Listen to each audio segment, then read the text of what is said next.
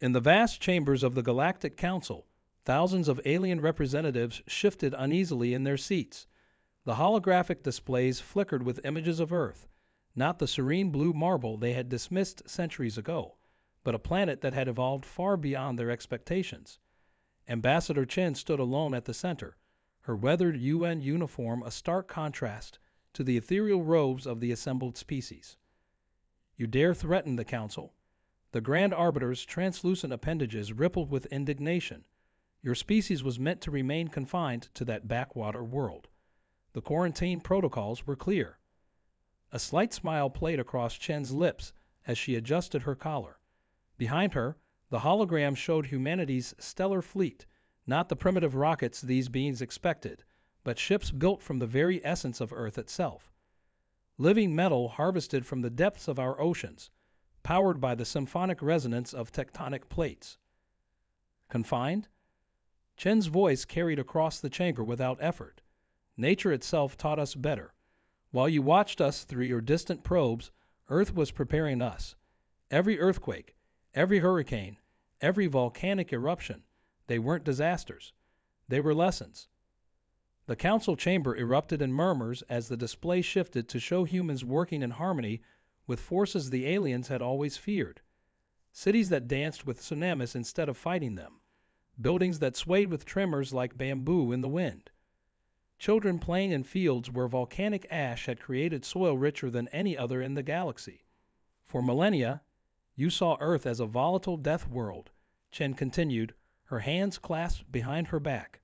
You pitied the primitive species trapped on a planet that seemed to want us dead, but you missed something crucial.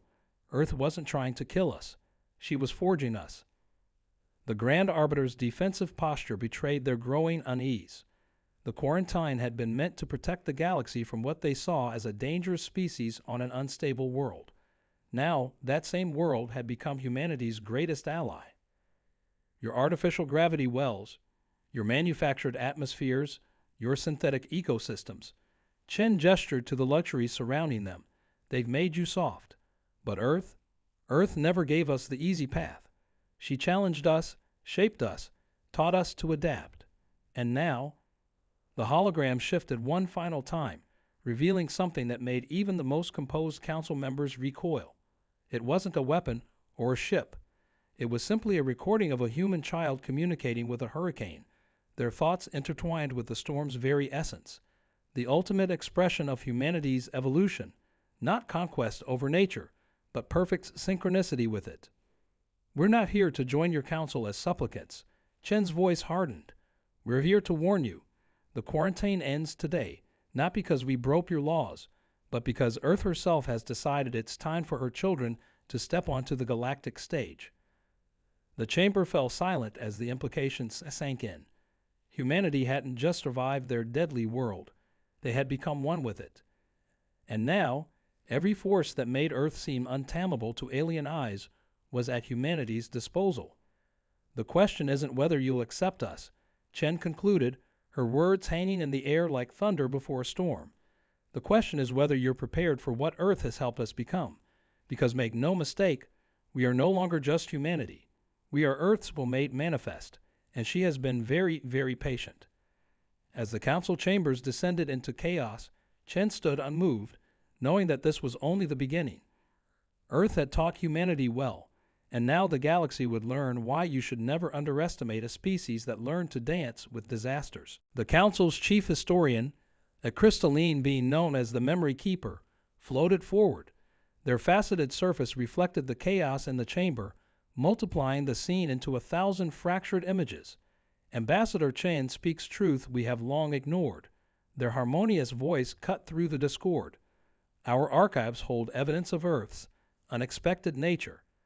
Holographic records materialized around them, showing centuries of observation data. But these weren't the sterile reports the Council usually preferred.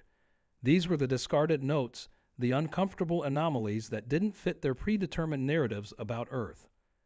We watched as their cities burned, their coasts flooded, their ground split open. The Memory Keeper continued, each disaster playing out in vivid detail above the chamber. We expected them to break, to beg the stars for salvation. Instead, The images shifted to show something remarkable. Humans rebuilding, adapting, evolving, not despite Earth's challenges, but because of them. Chen nodded, her expression softening with pride. Every catastrophe taught us resilience. Every storm showed us the patterns of power. Every earthquake revealed the songs beneath the surface. She raised her hand, and the air around her began to shimmer with the same ethereal frequency that powered their greatest ships. We learned to listen when others only heard chaos. The Grand Arbiter's assistant, a being of pure energy contained within an ancient environmental suit, moved closer to examine the readings. Impossible, they whispered. You're channeling planetary harmonics through your nervous system. The energy requirements alone should. Should what? Chen interrupted. Kill us? Like the radiation should have. Like the pressure should have. Like the temperature extremes should have. She laughed, but there was no mockery in it. Only the joy of someone sharing a long-held secret. Earth prepared us for everything, including this moment. New images appeared, showing the first human settlements among the stars. But these weren't the typical metal and plastic constructions seen throughout the galaxy. These were living installations, grown from seeds of Earth essence, pulsing with the same rhythms as their home world. Colonies that breathed, moved, and adapted just like the humans within them. While you were watching our rockets, Chen explained, you missed our real breakthrough. We didn't master space travel. We learned to extend Earth's embrace beyond her atmosphere. Every human settlement carries a piece of her with us. We are never alone among the stars. The council chamber's artificial gravity fluctuated as if in response to her words. Several representatives reached for stabilizing fields, but Chen stood unaffected, her boots seeming to merge with the floor itself. The memory keeper's crystalline form vibrated with recognition. The legends, they hummed. The ancient warnings about worlds that achieve consciousness through their inhabitants. We dismissed them as primitive superstitions, but your Earth is very much awake, Chen finished, and she's been watching how you've treated other developing worlds. The quarantines, the manipulations, the engineered disasters to keep species safely primitive. Her voice carried no accusation, but the truth hit harder for it. The Grand Arbiter raised all four arms in a gesture of diplomatic caution. Surely we can reach an understanding. The Council has protocols for integrating new species, even unique ones such as yours.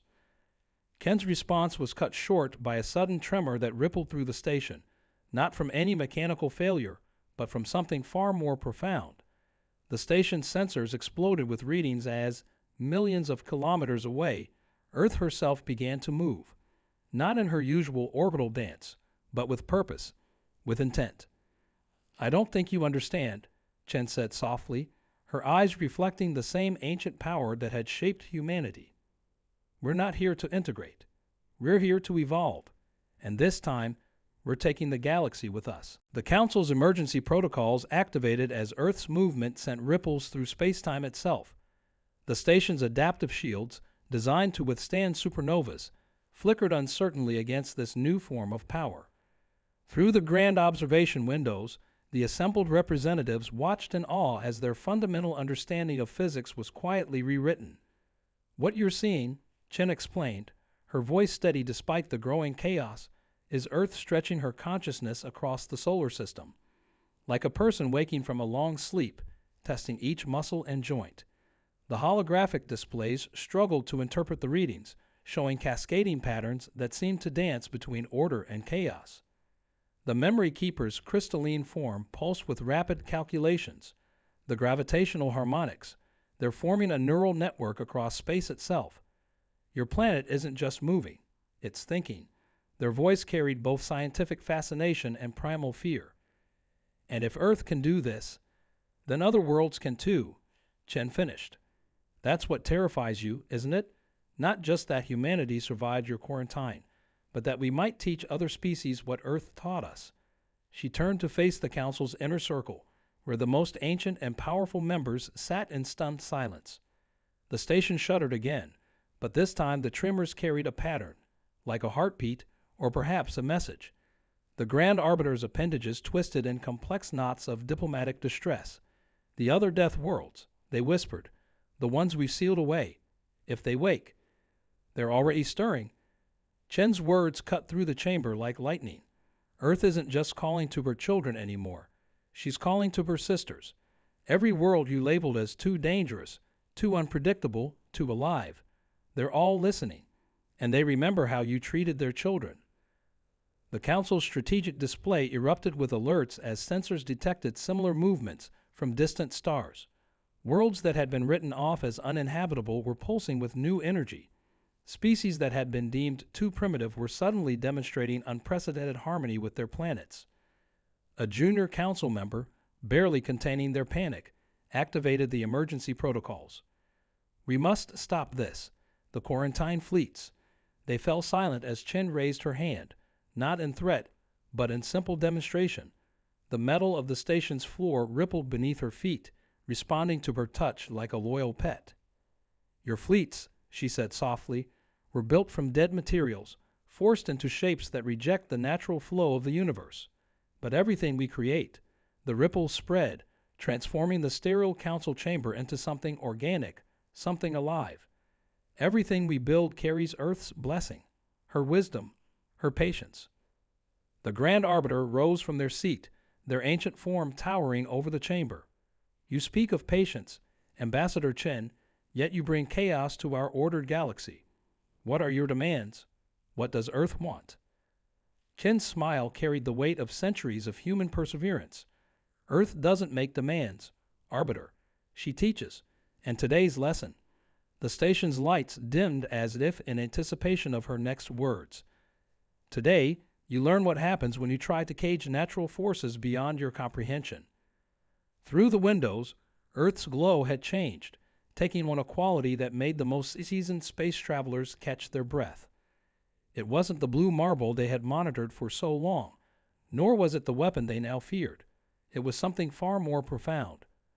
A beacon calling out across the stars, awakening something that had slept since the dawn of time. The Council's ancient archives suddenly burst to life, their quantum crystals resonating with the same frequency as Earth's call. The memory keeper's form flickered in recognition, their crystalline structure transforming from cool blue to deep amber. "No," they whispered, "it cannot be." The first ones, they knew. Holographic images erupted around them. But these weren't the careful records of Council observations. These were far older, inscriptions and warnings left by a civilization that predated the Council itself. They showed planets dancing in harmony, civilizations rising not through conquest, but through symphony with their worlds. "Your first ones didn't vanish." Chen's voice carried a revelation that sent shockwaves through the chamber. "They evolved. They became one with their worlds, just as humanity is becoming one with Earth.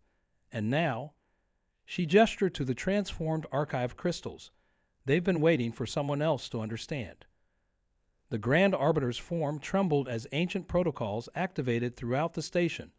The Harmony Network, they breathed, finally understanding. "Our most sacred technology. We thought we had discovered it, but we merely found its echoes. It was never meant to control. It was meant to connect." Through the chamber windows, they could see it now.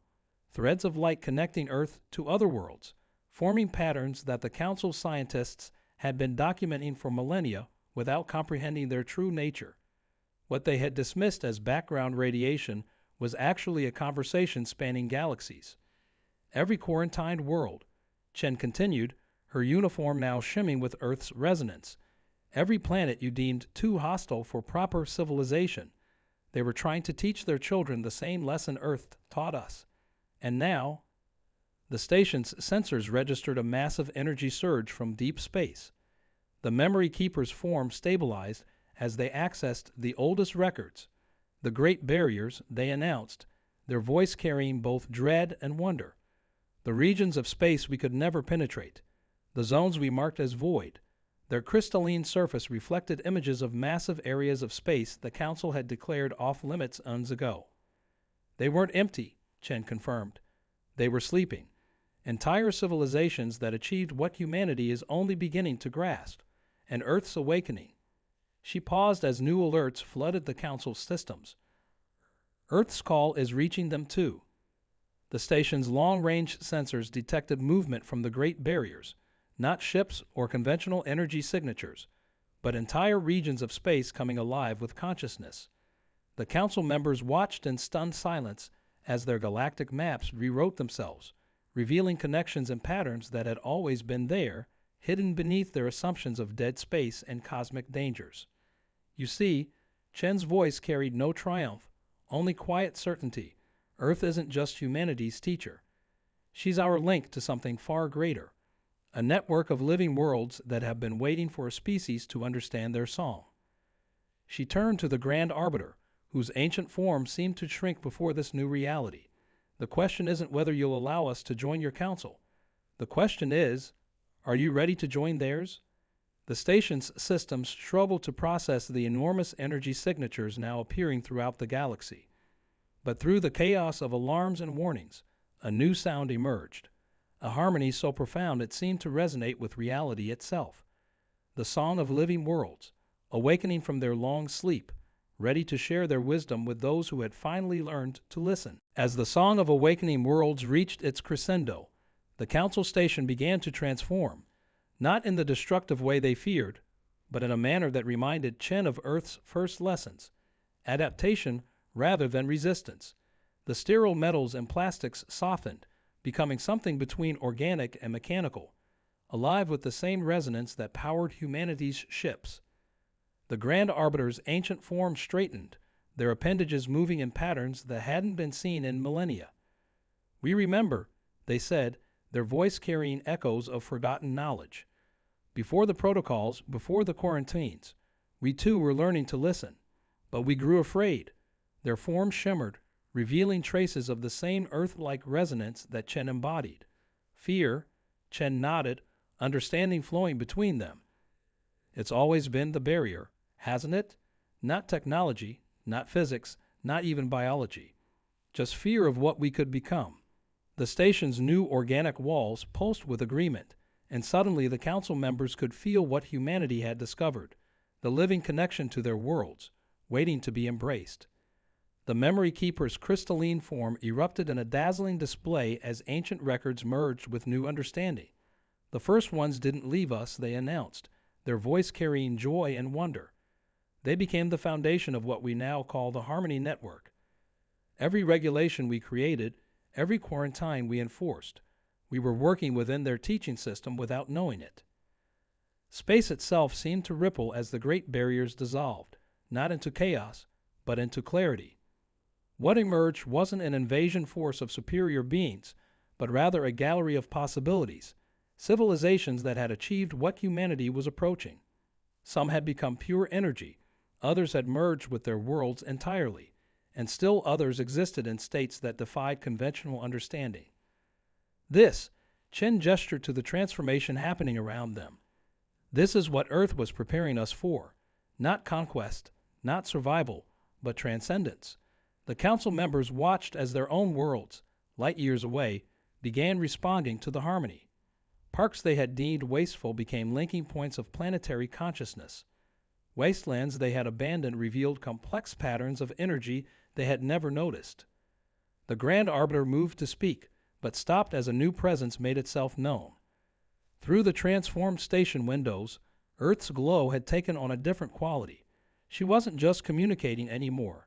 She was offering a choice, the same choice she had offered humanity over centuries of storms and quakes and volcanic births. "The council doesn't need to end," Chen said softly, understanding Earth's message. "It needs to evolve, not as controllers of the galaxy, but as students, just as we were." She extended her hand, and the station's new organic surfaces rippled in response. "Earth isn't asking for surrender. She's offering to teach."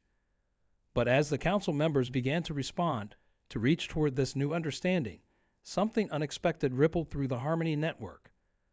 A discord, subtle but growing, emanating from the edges of known space. The Memory Keeper's form pulsed with sudden recognition. "There's something else out there," they whispered, "something that learned these lessons long ago, but took a different path."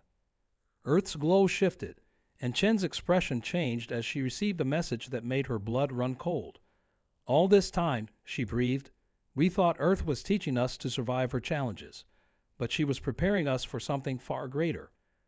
Through the windows, at the very edge of perception, a darkness began to move, not the darkness of space, but something that had been waiting, watching, as humanity took its first steps into a larger universe.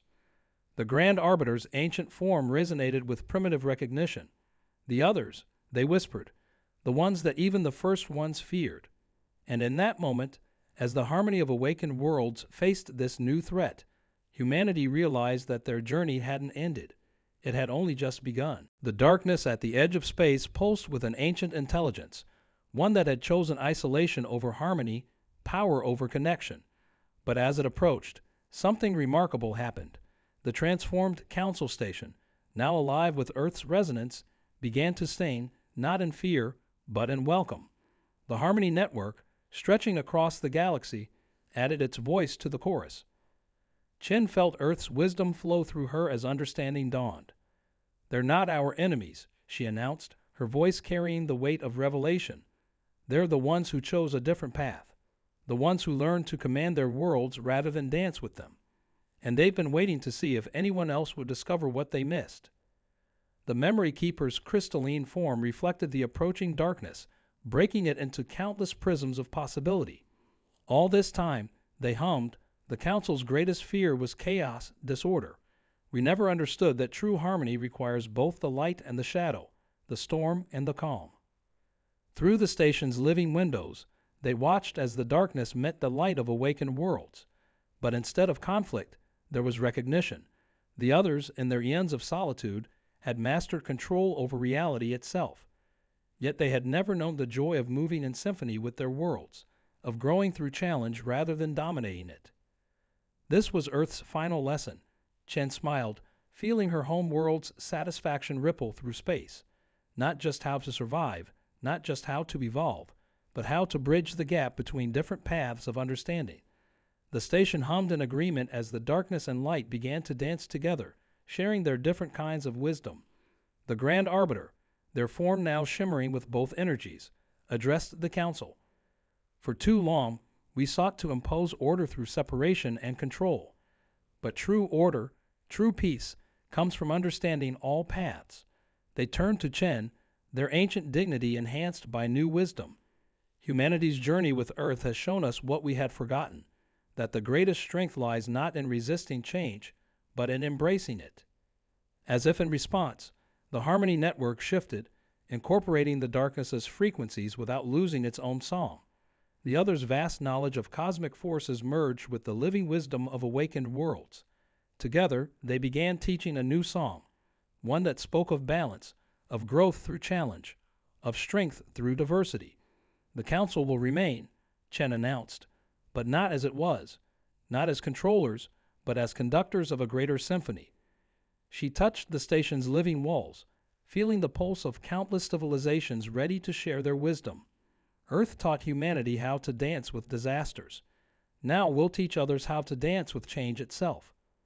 The Memory Keeper's form stabilized into a new configuration, one that reflected both light and shadow. "The archives will record this as the day the galaxy remembered how to grow," they chimed. "Not through force, not through fear, but through the eternal dance of challenge and adaptation." Outside the station, Earth's glow had become a beacon, not just of power or wisdom, but of possibility. She had prepared humanity not for an ending, but for an eternal beginning, a cycle of growth, challenge, and evolution that would ripple through the cosmos forever. As Chen looked out at the merged energies of light and shadow, at worlds awakening to new possibilities, at civilizations learning to dance with their own challenges, she felt Earth's final message resonate through her being. The greatest adventure wasn't in conquering the universe, but in learning to move in harmony with it, in all its beautiful, chaotic, ever-changing glory. The cosmic dance had begun anew, and this time, every voice would be part of the song.